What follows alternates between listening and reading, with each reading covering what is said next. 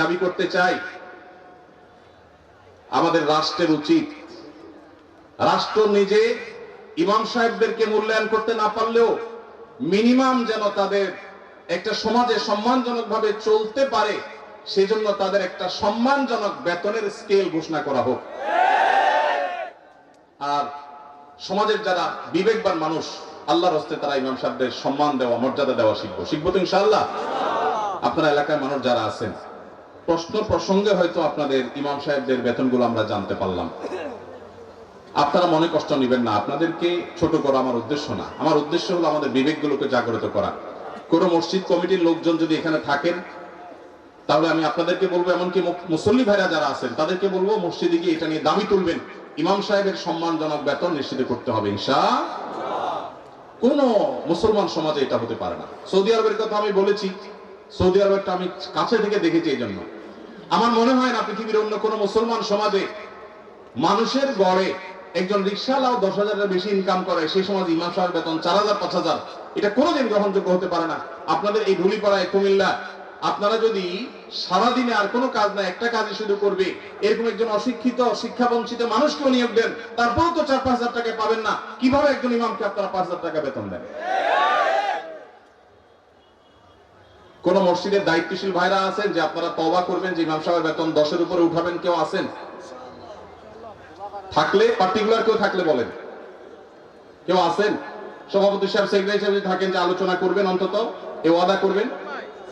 আপনি কোন মসজিদের নাম বলেন?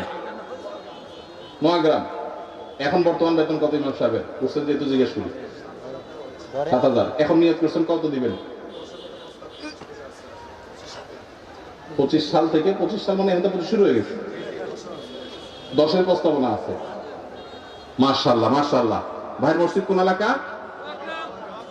নোয়াগ্রাম। চৌধুরী ভাই, আপনি কি কমিটির? ভাই কমিটি সেক্রেটারি। ওনার মসজিদের ইমাম সাহেবকে ওনারা এই মাস থেকে 10,000 টাকা দেওয়ার নিয়ত করেছেন। আলহামদুলিল্লাহ। আমরা বলবো 10,000 নয়, যেহেতু এখন একবার বাড়াইছেন ভালো কথা, 6 মাস পরে বা 1 বছরের মাথায় 15,000 টাকা করবেন ইনশাআল্লাহ। যখন ওরা সেটারও নিয়ত করবেন। নোয়াগ্রামের ভাইরা আপনারা দেখে শুনে রাখেন, কিন্তু রাগ করেন নাই তো আবার? জাযাকাল্লাহ খাইর। আর কোন কমিটির ভাইরা আছেন যে নিয়ত করবেন, নিয়ত চেঞ্জ করবেন? বলেন দেখি, বলেন। আজকে ভিন্ন কালেকশন হোক, বহু কালেকশন হতে করলাম। ভাই কোন মসজিদে বলেন? জি মাশাআল্লাহ। 10,000 রানিং দিচ্ছে, একটা ভালো উদাহরণ পাওয়া গেল। মাশাআল্লাহ মাশাআল্লাহ, ভালো উদাহরণ আছে। কোন এলাকার? আলমপুর। কিন্তু 10,000 টাকা তো যথেষ্ট না ভাই। কবে নাগাদ আনুমানিক একটা আইডিয়া দেন না? আইডিয়া দেন না? আলাপ করেই তো দিবেন, আপনি তো একা দিবেন না। অন্তত প্রস্তাবনা দিয়ে, যে মাহফিল থেকে হুজুররা প্রস্তাবনা দিছে, অন্তত 15,000-এর ভিতরে রাখেন, 12 থেকে 15 ভিতরে ইনশাআল্লাহ। কবে নাগাদ? আলোচনা সাপেক্ষে। ঠিক আছে। আপনি মসজিদ কমিটির কি? সেক্রেটারি সাহেব। মাশাআল্লাহ, আল্লাহ সেক্রেটারি সাহেবকে তৌফিক দান করুন, বলুন আমিন। একটা ভালো দৃষ্টান্ত। ভাইরা 10,000 দিচ্ছেন, মাশাআল্লাহ, কিন্তু 10,000 যথেষ্ট না ভাই। 10,000 যথেষ্ট হতে পারে না। আল্লাহ তাআলা আমাদেরকে উলামায়ে কেরামের, মসজিদের ইমাম সাহেবদের মূল্যায়ন করার তৌফিক নসিব করুন। আমি ভাই একাধিক মাহফিল এমন ঘটেছে যে মসজিদে গিয়ে ইমাম সাহেবদের বেতন কম, এটা ব্যক্তিগত আলোচনা জানতে পেরেছি। আমি আমার মতো করে কমিটি ভাইদেরকে দাওয়াত দিয়েছি এবং বোঝানোর চেষ্টা করেছি। আমরা মাহফিলের জন্য যদি লাখ লাখ খরচ করতে পারি, কেন ইমাম সাহেবদের দিতে পারবো না? আল্লাহ আমাদেরকে তৌফিক দান করুন। রাসূলের জামানার সাথে আমাদের মসজিদের কার্যক্রমের কোনো পার্থক্য আছে কিনা? ইমামদের কি কি ভূমিকা পালন করা দরকার? রাসূল করিম সাল্লাল্লাহু আলাইহি ওয়াসাল্লামের যুগে তার হাতে গড়া মসজিদগুলো, সাহাবাদের হাতে গড়া মসজিদগুলোর একটা বড় বৈশিষ্ট্য ছিল, সেগুলো শুধু নামাজের ঘর ছিল না, সেটা ছিল কমপ্লিট প্যাকেজের নাম। একটা মুসলিম সমাজের যা যা দরকার তার সব কিছুর আয়োজন মসজিদ থেকে করা হতো। সেখানে দারিদ্র বিমোচনের কাজ হতো। কারো পারিবারিক কলহ হলে নবী সাল্লাল্লাহু আলাইহি ওয়াসাল্লামের কাছে আসলে তিনি সেটা মীমাংসা করতেন। এই ঘটনা বহু আছে। কোন মানুষ ক্ষুধার্ত, তিনি এসে নবীজির কাছে সাহায্য চেয়েছেন, তার জন্য নবী সাল্লাল্লাহু আলাইহি ওয়াসাল্লাম সাহায্য তুলেছেন, সেটাও আছে। আমাদের মসজিদগুলো থেকে নবী করিম সাল্লাল্লাহু আলাইহি সাল্লামের মতো, সেই মসজিদের মতো আজ বহুমুখী কাজ হয় না। আমরা বেশিরভাগ মসজিদগুলোকে শুধু নামাজের ঘর বানিয়ে সীমাবদ্ধ রেখেছি। আমাদের মসজিদগুলোতে যুবকদের জন্য তেমন কোনো আয়োজন নেই। আমাদের মসজিদগুলোতে শিশুদের জন্য তেমন কোনো আয়োজন নেই। আমি আশ্চর্য হয়েছি ইউরোপের বিভিন্ন মসজিদে দেখে যে অমুসলিম প্রধান দেশ আমাদের বাংলাদেশি ভাইরা সেসব মসজিদ বানিয়েছেন, কিন্তু সেখানে দেখা গেছে শিশুদের জন্য আলাদা আয়োজন।